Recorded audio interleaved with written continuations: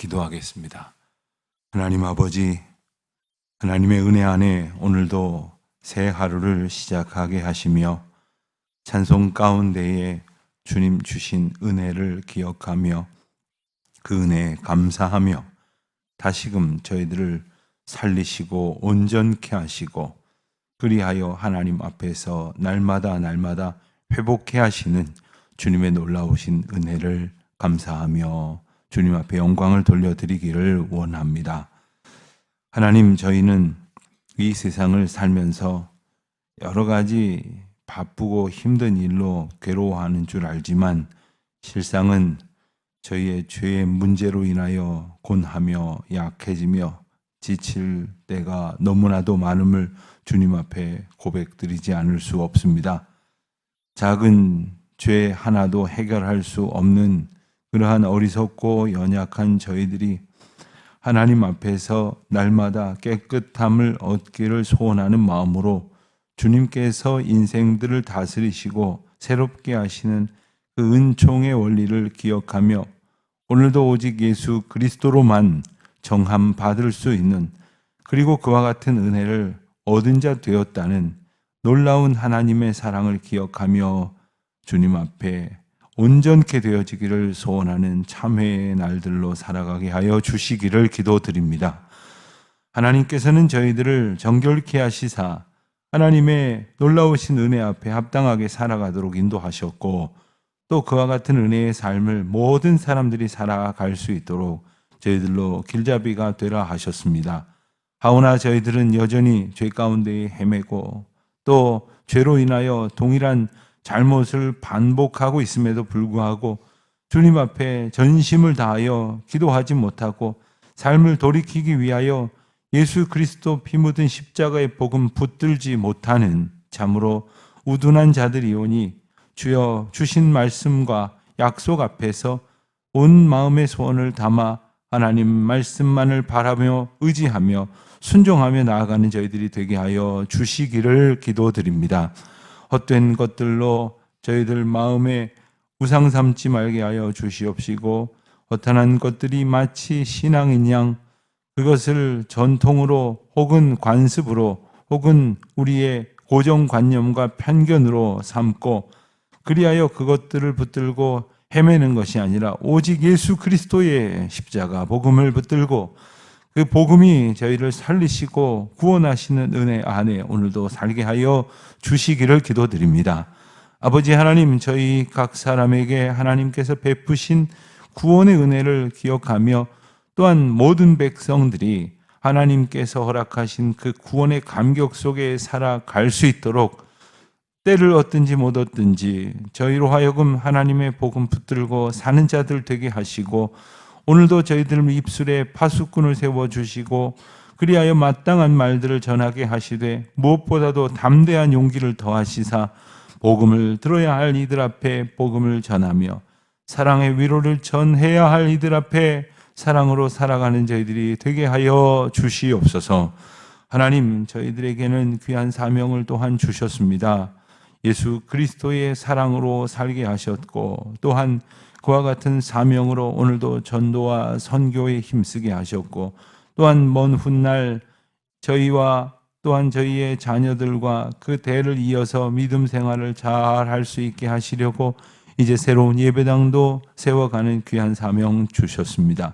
하나님, 이것이 하나님께서 저희를 향하여 베푸신 은총이요 또한 이 일로 인하여 저희가 주님 앞에 굳건히 다시 서가게 하시기 위함인 줄 아오니, 주님의 말씀과 함께 저희 교회가 세워지게 하시고 예배당 건물과 함께 저희 영적 공동체가 든든히 세워지게 하여 주시기를 기도드립니다. 예배당 건축을 바라보며 간절한 마음으로 기도하는 이들마다 주님 앞에 온전히 서게 하여 주시옵시고, 하나님께서 허락하여 주신 구원의 십자가를 바라보게 하심으로 우리가 나음을 얻고 회복을 얻게 하신 것처럼 온전케 세워가시는 하나님의 전을 바라보면서 모든 성도들과 성도들의 가정이 굳건하게 서 나아갈 수 있도록 은혜를 더하여 주시기를 기도드립니다. 하나님, 이 귀한 사명 저희들에게 주셨사오나 저희들만 홀로 힘겹게 감당하게 두지 마시고 오고 오는 많은 세대들과 또 믿음의 이웃들과 또한 주님 앞에 함께 예배해야 될 모든 이들과 함께 그 귀한 사명 기쁨으로 감당할 수 있도록 저희 교회가 날마다 복음 위에 흥왕할 수 있도록 은총 더하여 주시기를 기도드립니다. 하나님, 사랑으로 하나님 앞에 서로 연합하게 하시되 이제 저희 교회로 주님께서 보내주시는 원근각 저의 이웃들을 정말 주님께서 주시는 그 마음으로 영접하게 하여 주시옵시고, 함께 주님을 섬기는 기쁨으로 충만한 교회, 그리고 모두가 예수 그리스도의 이름으로 날마다 새로워지는 교회가 되게 하여 주시옵소서.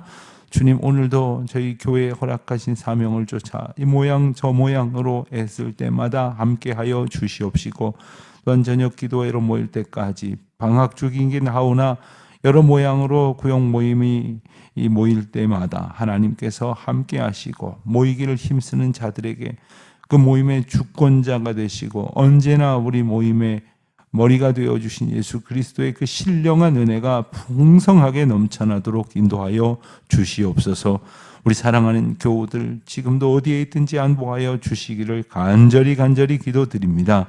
하나님, 이제 날씨로 인하여 때때로 움직이기도 힘들고 추운 날씨로 인하여 여러 가지로 고통을 겪고 이제 예배당 출입도 잘 하지 못할 만큼 힘겨운 분들도 많이 계십니다. 하나님, 지켜주시고 그 걸음 날마다 주님 붙들어 인도하시는 걸음 되게 하여 주시옵소서. 해외나 지방에 있는 교우들, 우리 사랑하는 자녀들, 또 흩어진 곳에 살아가고 있는 우리 믿음의 권속들, 특별히 하나님의 긍휼을 구하며 기도하는 모든 이들 가운데 주님께서 그 마음을 위로하시고 평강의 평강으로 덮으시기를 기도하는 모든 이들마다 하나님, 오늘 그 마음을 온전히 사로잡아 주시옵시고 붙들어 주시옵시고, 저들이 주님을 의지하며 기도할 때마다 주님 만나는 거룩한 역사가 넘쳐나게 하여 주시옵소서. 하나님, 병든 자가 고침받게 하여 주시옵시고, 마음 상한 자가 위로받게 하여 주시옵시고, 오직 우리 눈앞에 있는 것만 보느라고 고통하다가 주님의 밝고 빛나는 거룩한 비전을 보는 가운데에 우리 삶의 모든 어그러진 문제들이 바로 펴지는 거룩한 역사가 있게 하여 주시옵소서. 저희들에게 동일한 은혜를 주시고 동일한 평강을 주시옵시고, 하나님 아버지께서 주시는 참된 자유가 넘쳐나게 하옵소서. 감사드리오며 이 모든 말씀 우리 주 예수 그리스도의 이름으로 기도드립니다. 아멘. 마가복음 7장 말씀을 보겠습니다. 마가복음 7장 14절로 23절까지 말씀 우리 함께 봉독하겠습니다. 무리를 다시 불러 이르시되 너희는 다 내 말을 듣고 깨달으라. 무엇이든지 밖에서 사람에게로 들어가는 것은 능히 사람을 더럽게 하지 못하되 사람 안에서 나오는 것이 사람을 더럽게 하는 것이니라 하시고, 무리를 떠나 집으로 들어가시니 제자들이 그 비유를 듣자온데 예수께서 이르시되 너희도 이렇게 깨달음이 없느냐? 무엇이든지 밖에서 들어가는 것이 능히 사람을 더럽게 하지 못함을 알지 못하느냐? 이는 마음으로 들어가지 아니하고 배로 들어가고 나감이라. 이러므로 모든 음식물을 깨끗하다 하시니라. 또 이르시되 사람에게서 나오는 그것이 사람을 더럽게 하느니라. 속에서 곧 마음에서 나오는 것은 악한 생각과 고듭난과 도둑질과 살인과 간음과 탐욕과 악독과 속임과 음탕과 질투와 비방과 교만과 우매함이니 이 모든 악한 것이 다 사람을 더럽게 하느니라. 아멘. 오늘 말씀을 보면 무리를 다시 불러 말씀하셨다 했습니다. 오늘 말씀이 다시라는 말에서 뭔가 앞에서 있었던 사건과 부분적으로 연관되어지고 연속선상에 있다는 것을 우리가 알게 됩니다. 우리가 어제 읽은 말씀은 그 유명한 바리새인과 서기관들이 예수님께 찾아와서 벌였던 그 정결법 논쟁이었습니다. 이스라엘 백성들에게 있어서나 이스라엘 백성들의 정결 규례를 잘 알고 있는 이방인들에게 있어서 이 정결법 논쟁은 상당히 중요한 관심사였습니다. 왜냐하면 그 정결법 규례가 계속해서 유효하게 우리에게 적용이 됐더라면 이것은 모든 사람들의 일상에 지대하게 영향을 미치는 문제이기 때문에 그렇습니다. 여기에 대해서 우리 주님께서는 이제 그 손을 씻지 않고 또한 손을 씻는 것을 비롯한 여러 가지 정결의 규례들을 지키지 아니하고 왜 음식물을 당신의 제자들이 먹느냐라는 그 트집거리를 가지고 이제 예수님 앞에 도발하였을 때에 예수님께서 하나님의 계명은 버리고 사람의 전통을 지키려 하느냐, 너희가 너희 전통을 지키려고 하나님의 계명을 저버렸다. 또 앞선 13절에 보면 너희가 전한 전통으로 하나님의 말씀을 폐하며 이 같은 일을 많이 행했다라고 통렬히 지적을 했습니다. 그러니까 그대들이 지키려고 하는 것 때문에 하나님 말씀을 무력화시키고 마치 하나님의 말씀을 폐하려는 일이 벌어지고 있는 것을 아느냐, 이렇게 지적을 했을 때 오늘 말씀과 아마 사이에 생략된 표현이 하나 있을 것이라고 보여진다면 그들이 그 예수님의 말씀을 듣고 이제 물러가게 되었겠지요. 더 이상 대응할 수 없는, 대답할 수 없는 그런 예수님의 명료한 선언 앞에서 이제 바리새인들과 서기관들 몇이 이제 피해 나가게 되었을 것입니다. 그런데 오늘 말씀을 보면 이번에는 그들이 물러가게 될 때 아마 모든 상황이 끝났다고 파악을 한 무리들도 아마 그 자리에서 이렇게 흩어지려는 이들이 있었던 모양입니다. 예수님께서는 무리들을 다시 부르셨습니다. 이 말씀은 무리들은 이 논쟁에 이어지는 결론을 분명히 알아야 한다는 그런 생각을 예수님께서 가지셨다는 뜻입니다. 그러니까 모든 상황에서 발생하는 문제 앞에서 결론을 하나님의 말씀으로 이제 이끌어 가야 하는 것이 우리 모든 믿음의 사람들이 가져야 될 기본적인 태도입니다. 모든 문제는 하나님의 주권 가운데 있고 모든 문제의 답은 하나님의 말씀에 있기 때문에 그렇습니다. 교인들이 서로 걱정거리를 이야기하다가 끝나면 세상 사람들과 무슨 다름이 있겠습니까? 걱정거리 앞에서 하나님 앞에 함께 기도하고 그리고 하나님의 말씀을 구하고 주님께서 어떻게 말씀하셨는가 말씀을 묵상하면서 매일매일 말씀으로 더 가까이 나아가고자 할 때 그 모든 상황과 문제 앞에서 주님은 말씀을 통해서 우리에게 답 주시는 분이심을 깨닫게 되는 것입니다. 그러니까 문제가 생기면 더 말씀을 많이 읽어야 합니다. 평상시에도 읽어야 하지만 문제 앞에서 더 말씀을 통해서 우리가 문제의 답을 주시는 주님의 은혜를 알아가야 할 것이겠습니다. 그러면서 뭐라고 말씀하십니까? 15절에 보니까 무엇이든지 밖에서 사람에게로 들어가는 것은 능히 사람을 더럽게 하지 못하되. 자, 이 앞에 나오는 문제가 뭐였습니까? 먹는 것을 손 씻지 않고 그 그릇과 어떤 그 정결 규례를 따라서 닦아서 깨끗하게 해서 먹지 않음으로 인해서 사람이 죄로 물들어졌다. 죄가 그 사람 안으로 들어갔다는 식의 주장을 하고 있는 이들에 대한 반론입니다. 들어가는 것이 사람을 더럽게 하는 것이 아니다라는 겁니다. 그들이 정결법 논쟁을 주장했던 건 뭡니까? 손 씻지 않고 먹으면 잘못된다.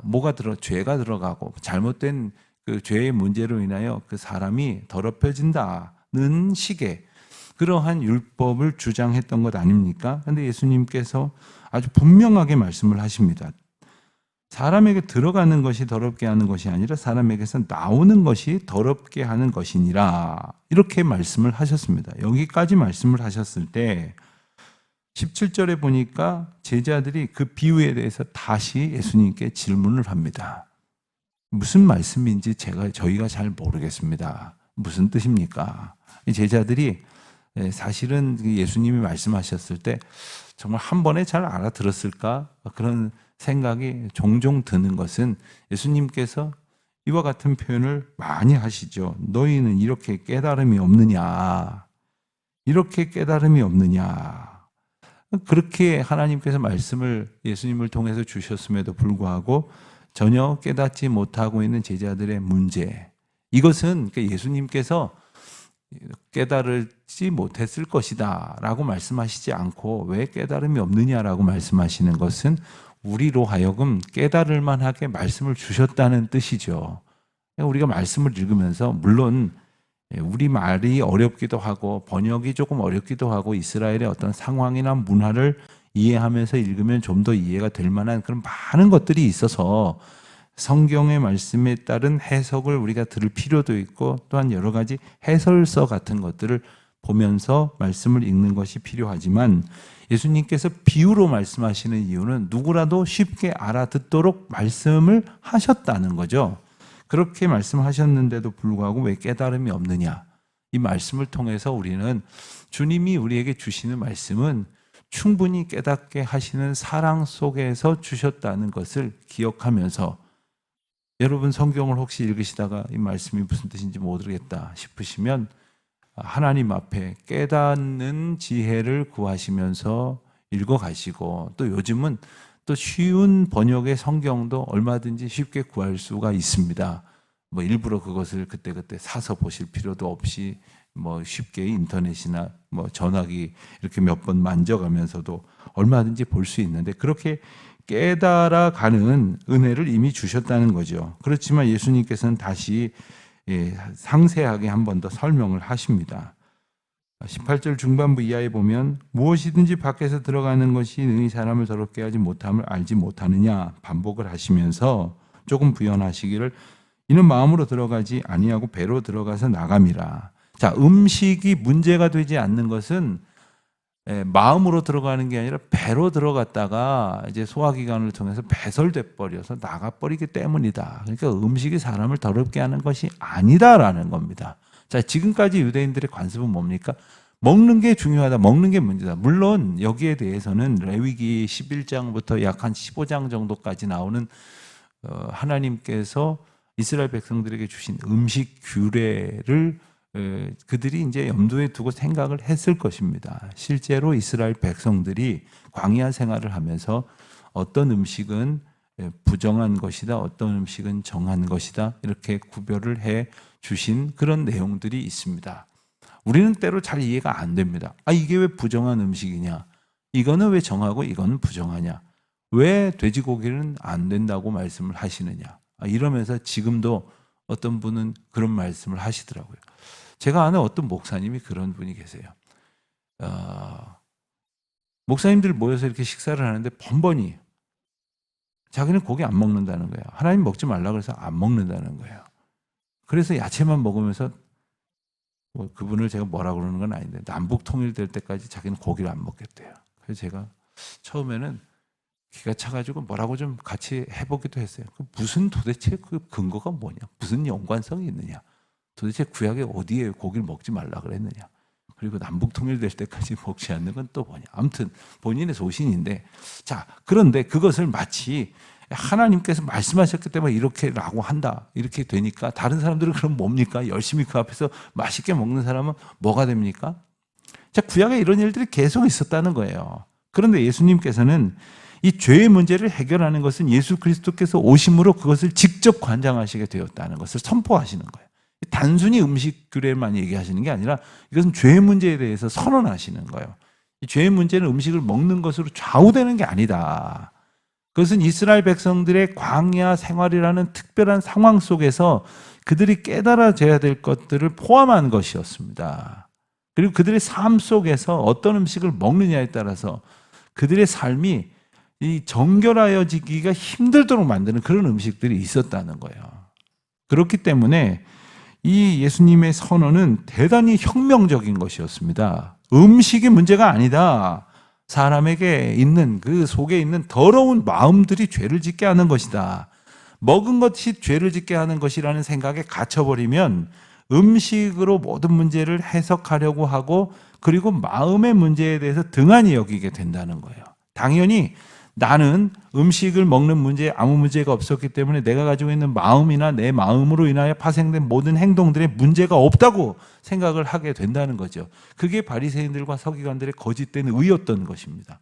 그들이 이렇게 오늘 특별히 예수님께서 말씀하신 여러 악의 덕목들에 그냥 아주 그냥 완전히 그냥 결합된 그러한 그 악한 결과물들로 살면서도 나는 음식 먹는 문제에 있어서만큼은 정결했다고 주장을 하면서 이런 모든 문제들을 문제시 여기지 않고 있는, 마치 온갖 죄 다 저지르고 다니면서 나는 새벽 기도도 하고 나는 저녁 기도에도 가고 나는 주일 예배 2번씩 드리고 뭐 오후 예배도 드리고 뭐 구역 예배도 드리고 다 드리고 나는 그것도 모자라 갖고 뭐 인터넷으로도 일주일이면 몇 번씩 말씀 듣고 나는 그래서 그래서 나는 정결하다, 그래서 나는 거룩하다, 그래서 나는 온전하다, 이렇게 생각하게 된다면 정작 우리가 우리 마음을 들여다봄으로써 깨닫고 발견함으로써 회개에 이르게 하시는 그 구원의 은혜를 간과하고 있다는 말씀을 분명히 주시는 것이죠. 20절 말씀에 보면 또 이르시되 사람에게서 나오는 그것이 사람을 더럽게 하느니라. 사람에게서 나오는 그것이 더럽게 한다는 말씀을 통해서 우리는 나오는 그것이 이미 사람 안에 있다는 것을 깨닫게 됩니다. 그것은 곧 마음의 문제고 그 마음이 어떠한가에 따라서 이런 결과물들이 나온다는 말씀을 하시는 거죠. 그래서 21절부터 약 12가지의 그런 악한 어떤 리스트, 약간 덕목들을 이렇게 등장케 하십니다. 이 내용들을 이렇게 가만히 보다 보면 이제 이 사도 바울이 전했던 여러 서신의 이 악의 덕목들이 부분적으로는 일치하고 또 혹은 이거보다 조금 적은 것으로 이야기하기도 하고 조금 더 늘어난 것으로도 말씀되어져서 여러 군데에서 이렇게 사도 바울에게 인용되어지고 많은 사람들에게 이 목록이 이렇게 전해지고 있다는 것을 우리가 알 수가 있습니다. 말씀을 보면서 찾아보니까 사도 바울이 쓴 편지 중에 8군데의 편지에 이런 내용들이 있더라고요. 갈라디아서, 고린도 전후서, 로마서, 골로새서, 에베소서, 디모데 전후서. 바울이 쓴 편지를 넓게 보았을 때 12권에서 13권까지로 본다면 그 가운데의 절반을 훨씬 넘는 그러한 편지들마다 이 악의 덕목을 기록을 하면서 이 악이 무엇인지, 이 악한 결과로 나타나는 그 실제적인 양태가 어떤 것인지를 강조를 하고 있는 것입니다.